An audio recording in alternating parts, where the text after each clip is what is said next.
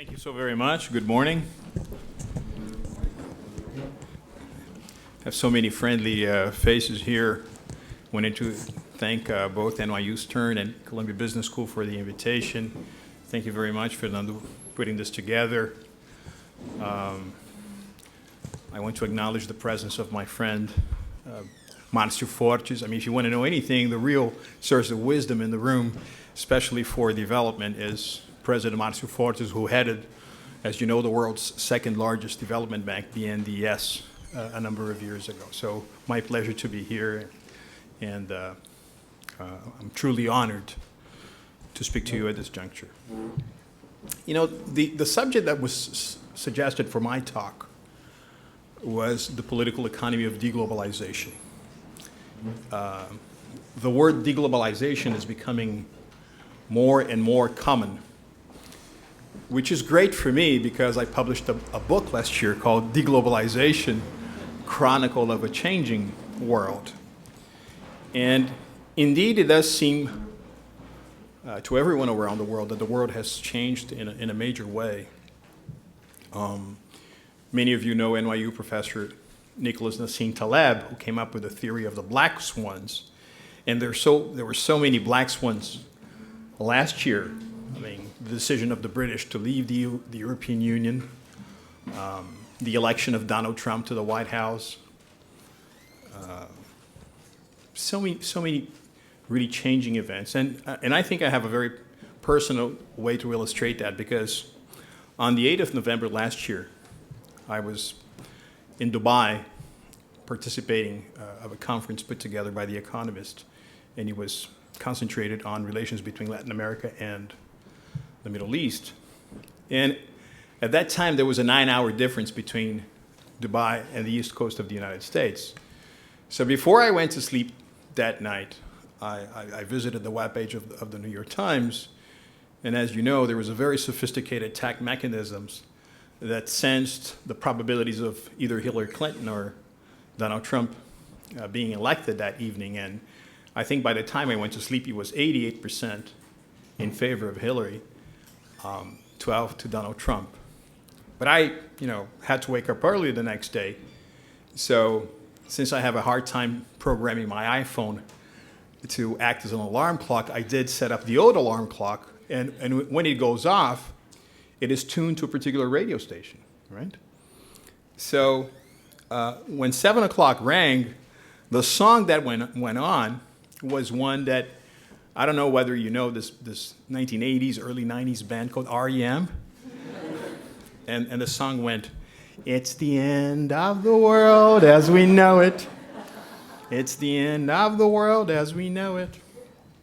I went out to read the full lyrics of the song, and the song is actually titled, "It's the End of the World as We Know It, and I Feel Fine."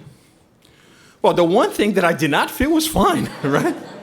I think, except for those that were voting and were very happy with Trump's election, I was very scared. I think many around the world were. So I think the first observation that I like to make is whether you're coming from Latin America and you're in business or you're in government, you want to go out there and change the world.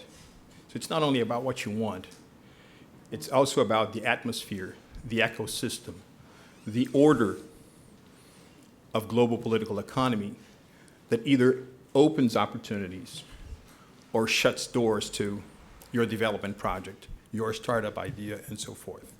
And I think this philosophy is to be found in the thinking of a great Spanish philosopher called José Ortega y Gasset.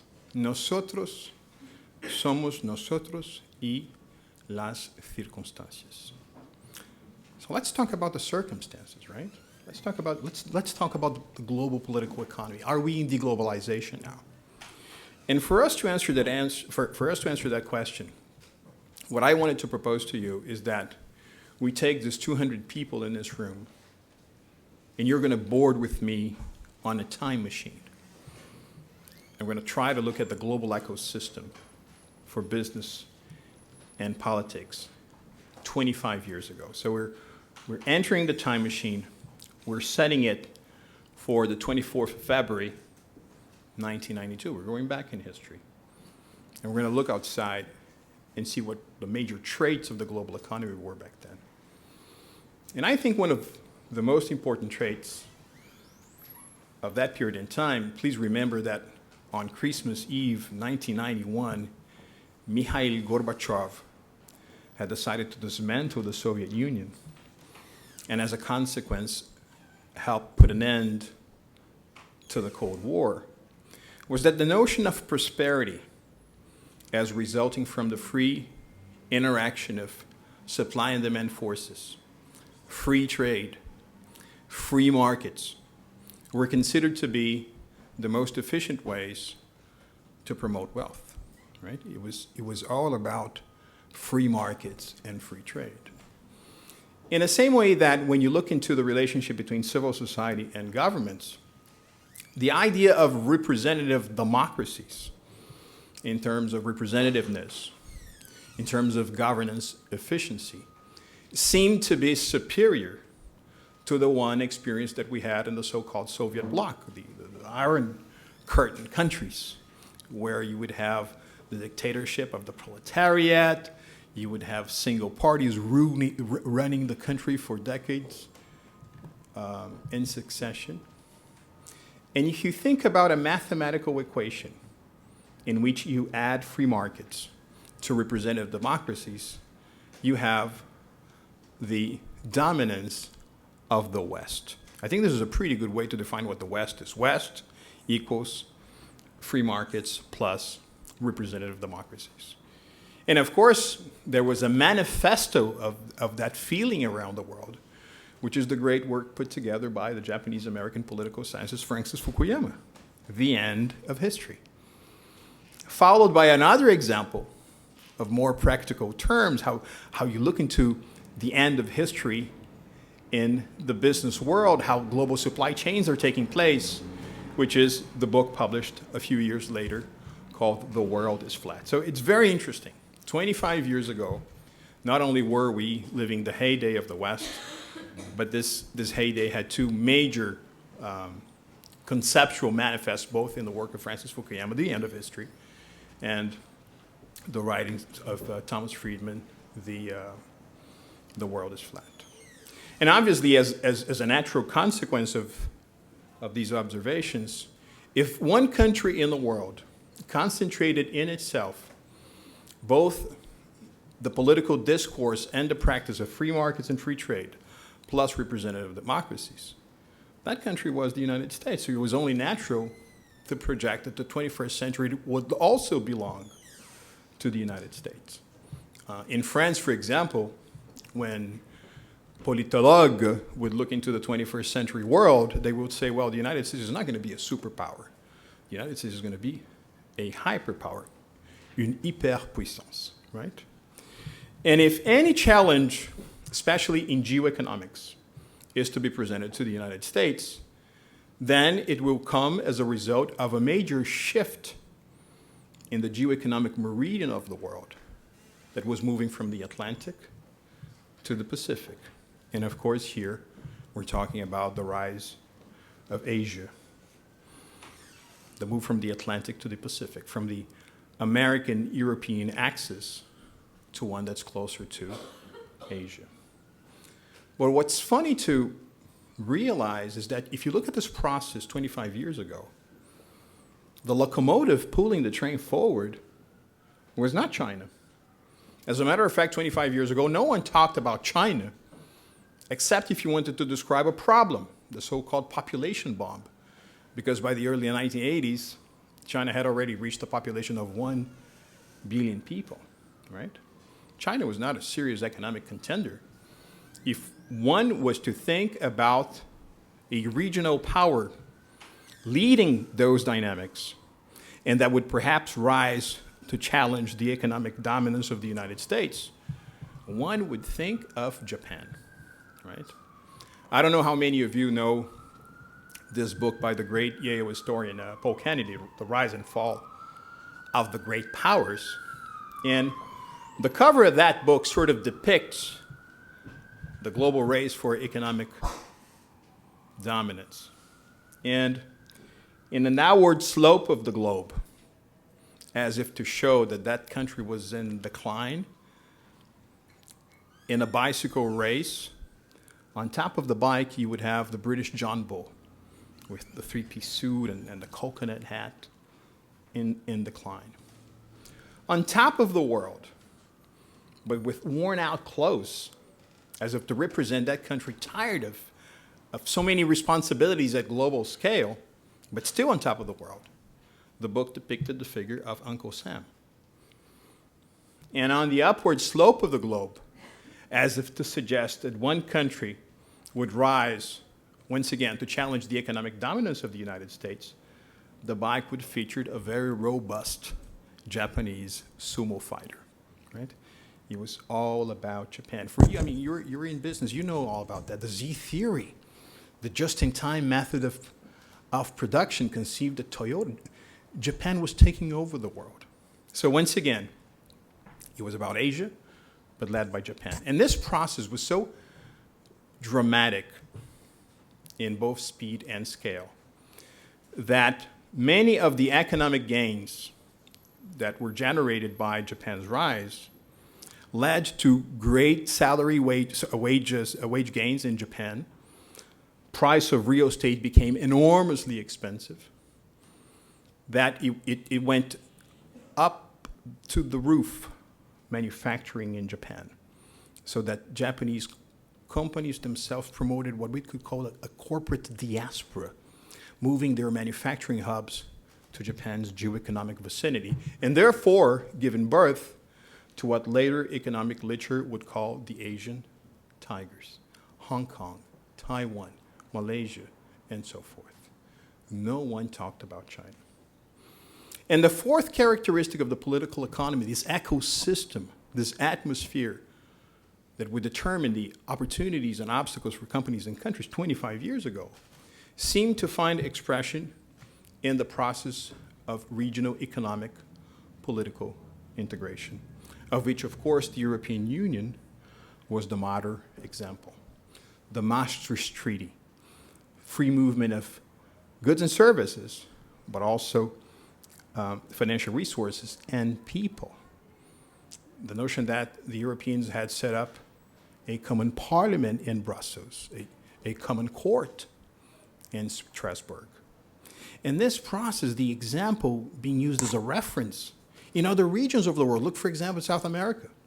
In 1992, you have the advent of Mercosur, Brazil, Argentina, Uruguay, and Paraguay. Up to this day, if you have a Brazilian passport, you look at the cover page, you have the stars that are the symbol of Brazil, the inscription with a country's name, Federative Republic of Brazil, and you also have the word Mercosur, as if this was an inescapable reality for that country.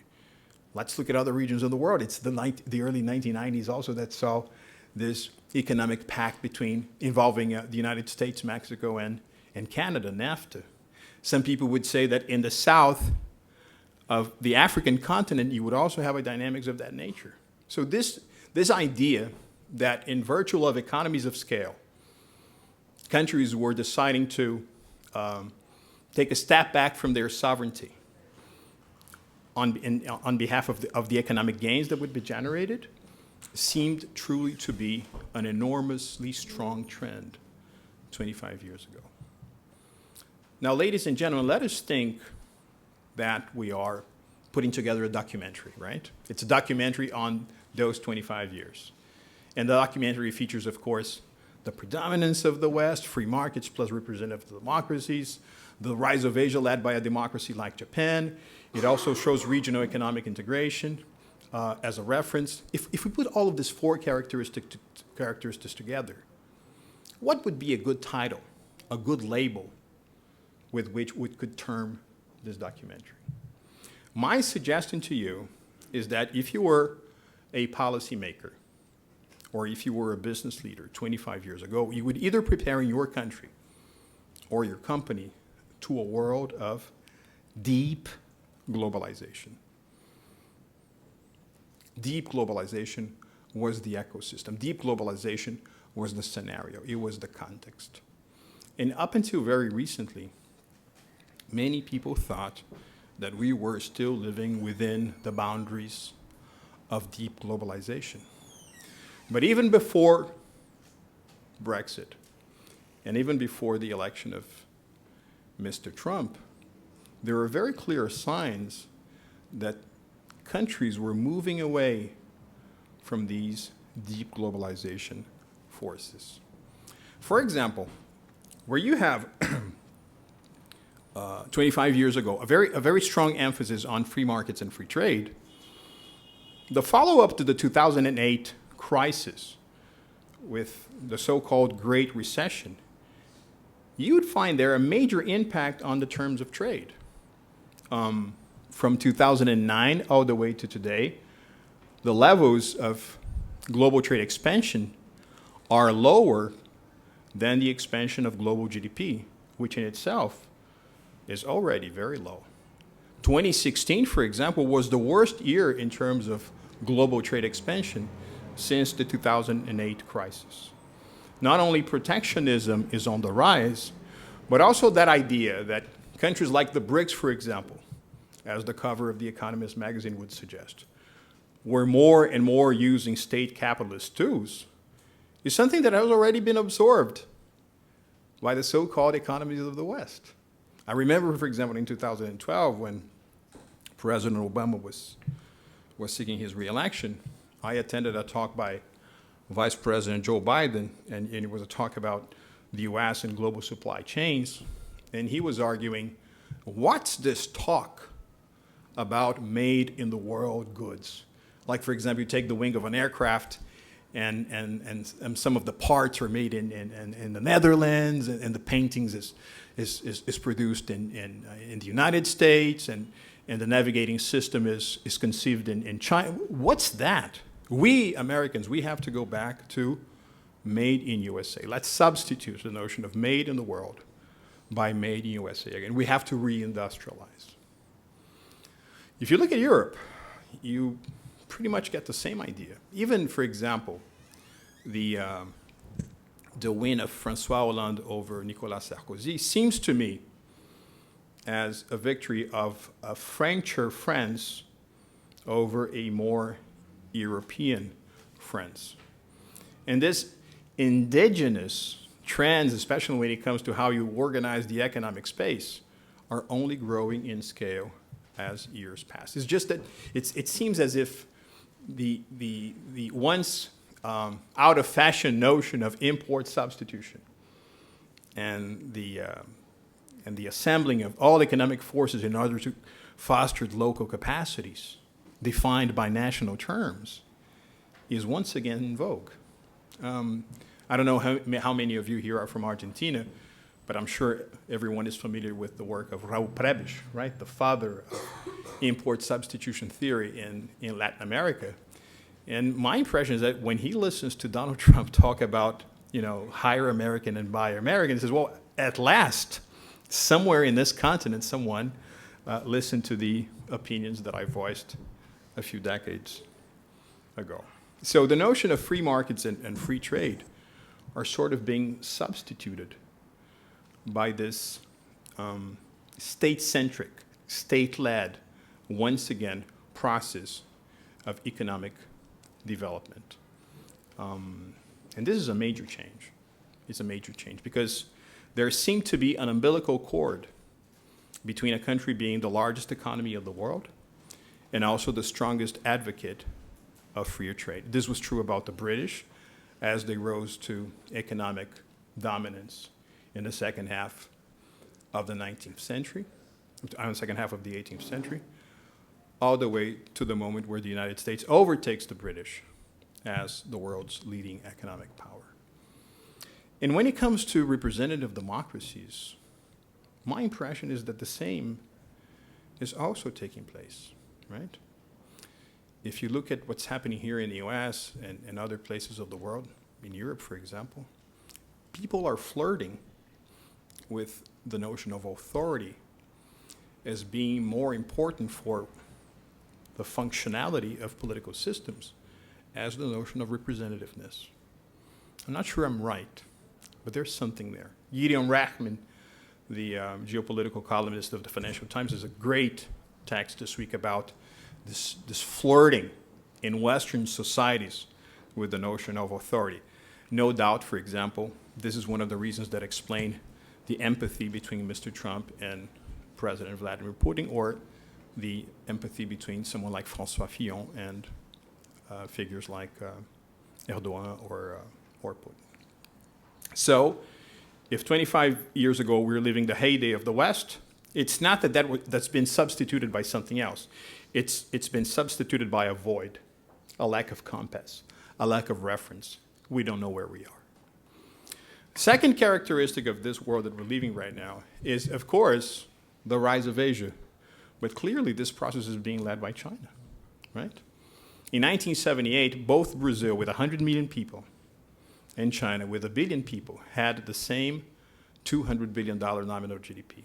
Today, Brazil is a country of 2.5 trillion nominal GDP. China, 12.5. It's dramatic, right? And if China grows north of 5.5% a year, every year, on a sustained basis for the next decade, 2027 will have us watch a major eclipse in economic history, which is a country overtaking another at the position of the world's largest economy, because this is happening in 2027 vis-a-vis China and the United States. Third characteristic of this scenario, of course, that we're living is the notion of regional economic and political integration. As a given, as an unchangeable trait of the global scenario, is no longer there, right? It's not that, for example, the European Union is being dismantled, but this is a trend that's gone off rails. It may come back. Maybe a phenomenon like Trump will actually strengthen the European Union, but the vigorous trend for both horizontal expansion by involving new member countries, plus the deepening of integration, is no longer there. There's a big question mark involving regional economic and political processes, not only in Europe, but in South America, not to mention NAFTA here. It's funny when it comes to NAFTA because, you know, I've grown up getting used to the notion that the United States was a country with you know, strong institutions, and that you need you know, consultations and negotiations with so many parties in order to achieve a major foreign policy objective. And for example, when it comes to building international trade agreements, it's exactly like that. You need a coalition of interested companies, and they lobby Congress to put together the so-called Trade Promotion Authority to be sent over to the White House. Then the United States Trade Representative negotiates a deal that later has to be approved by Congress and ratified by the president. But that's the constructive dynamics. When it comes to the destructive dynamics, it's not like that. For example, if the United States wants to pull out of NAFTA, all it takes is for the CEO to write a letter to the Prime Minister of Canada and to the President of Mexico saying, listen, in 180 days, we are out. Unilateral, executive, very swift decision, right? So this trend, I think, is no longer there. And we're sort of back to a paradigm that I think was first voiced by now NYU professor Jan Bremer, in the sense that we're living in a world of everyone for itself, right? The so-called G0 world, right? It's no longer about cooperation.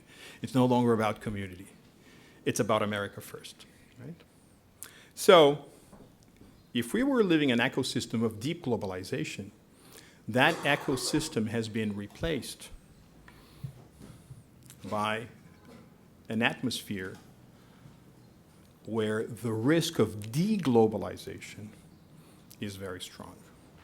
So many of us compare the situation to the 1930s, with the terrible consequences in the following decades that we all know. So one of the questions we can ask ourselves is, should we prepare our countries, should we prepare Latin American companies to operate in a world where the strong word is deglobalization? I know I only have some 3 or 4 more minutes, but my answer, I think, if I were to answer that question, is no. No. I think deglobalization will be short-lived. And I think we can already sense in the horizon elements that will once again conduct the world to what I think will be the paradigm for the next 25 years, which is a world of reglobalization. So our trajectory here is deep globalization. We're sort of living that deglobalization intermission, but pretty soon we'll be once again operating under reglobalization. But reglobalization will be very different in nature from the pillars of deep globalization. Reglobalization will be mostly the outcome of three tensions. The first tension is whether the United States becomes more of an insular power or whether the United States decides to remain engaged in the world. But unlike previous moments in history, this is not a one-actor act, because you have the other partner of this global condominium of today, which is the G2, and obviously here I'm talking about China. China that, much beyond trade, is an economic superpower. It's an economic superpower in terms of country-to-country financial lending. It's an economic superpower in terms of financing for development. And it's an economic superpower in terms of setting up its own institutions to craft an order in which it is the main architect. And here, of course, I'm talking about the Asian Infrastructure Investment Bank and the so-called BRICS Bank, the new development bank, but we have so many other examples. The second tension is the rise of China's neighbors. And here, most specifically, I'm talking about India, right? I don't know if you noticed, but for the past 2 years, unlike the last 3 decades, India outgrew China in percentage terms in 2015 and 2016.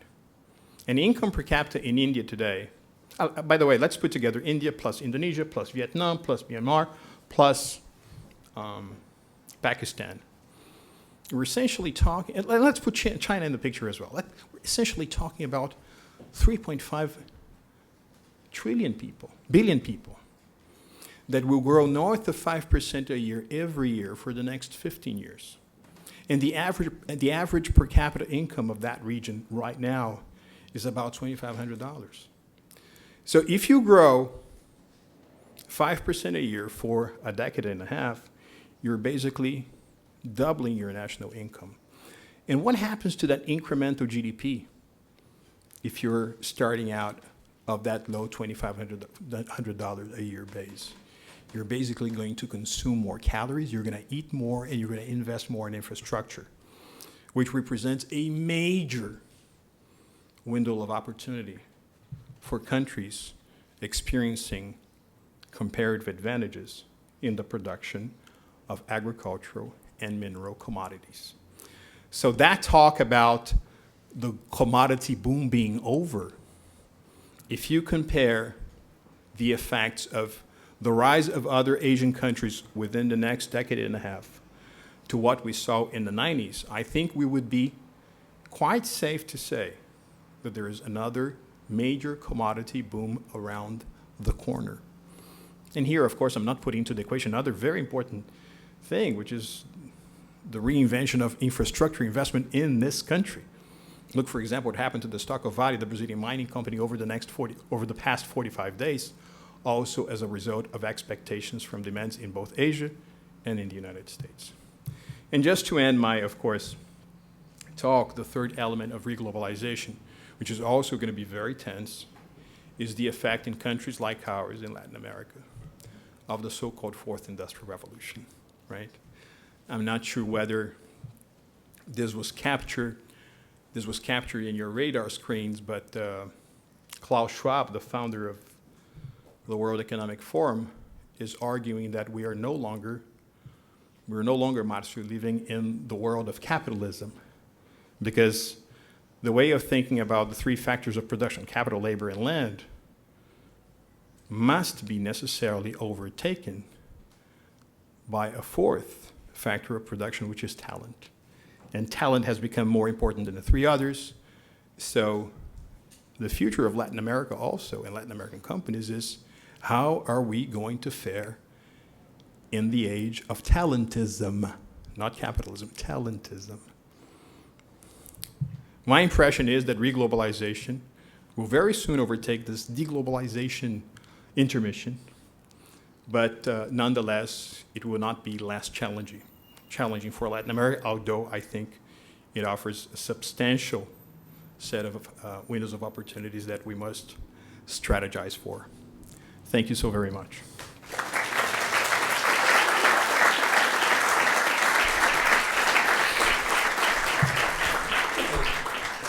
Thank you, Marcos. All right, we're going to take maybe 2 or 3 questions from Slido. The first one, Marcos, what public policies and strategies could Latin American countries implement in a deglobalized world? And is the expansion of Mercosur a productive way forward?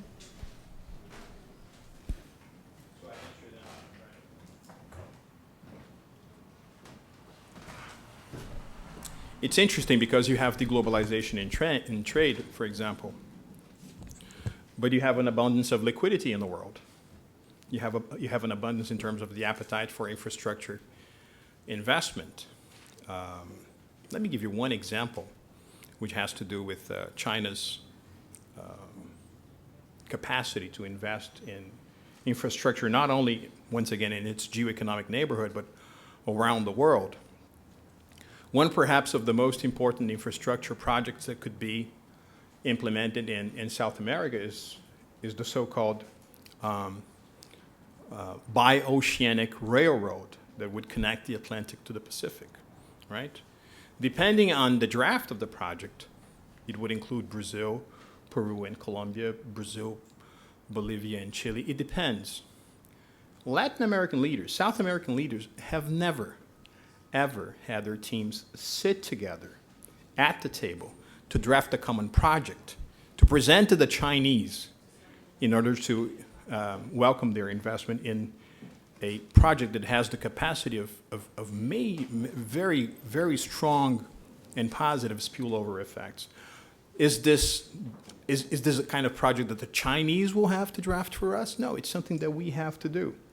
So it's about integration in the deglobalized world around the notion of projects. So for example, if countries in South America integrate themselves in putting together one project that could channel, right, that could act as a pumping, as an attraction of this infrastructure liquidity that's available around the world, I think it's a way we can, of course, profit from deglobalization. There's a lot of business to be done with the US as well, right? For example, if we think of Brazil, there's at least the willingness now, unlike the past 13 years, for a substantial program of concessions and privatizations, right? In that sense, we are going to compete with the US if the US tries to update its infrastructure. So we have to go out in the world. South America, Latin American countries have to go out in the world and show their projects. And once again, it's not the traditional sources of financing. It's China, it's the Middle East, so that's an opportunity as well. And even when you consider trade with the US from Latin American countries, if the infrastructure rebirth here takes place in a vigorous way, this will also help expand the demand for some of the mineral commodities in which we have comparative advantages. So it may be very good news, especially if on a day-to-day basis, some of our countries happen to put their macroeconomic houses in order, which seems at least to be the case in my country, Brazil. And let's end on Trump. What do you think will be the implications of the Trump presidency to the political and economic landscape in Latin America and the Caribbean? Very briefly, a joke. I don't know how many of you know, but the first president of the U.S. elected by the Republican Party was a man named Abraham Lincoln, who was assassinated in a theater. He was shot in the back, right? It was in the back of his neck. But when Trump was running for president, Abraham Lincoln in the other world was so worried about the U.S. and his Republican Party that he decides to reincarnate, right? And he goes over to the Hilton Hotel on 6th Avenue the very night of the 8th of November, and he walks into one of the big rooms and he realizes that now Trump is the president of the United States. And he becomes so depressed about it that he decides to go back to 6th Avenue. He hails a cab. He walks into the cab. The cab driver asks him, "Where to?" And he says, "To the theater."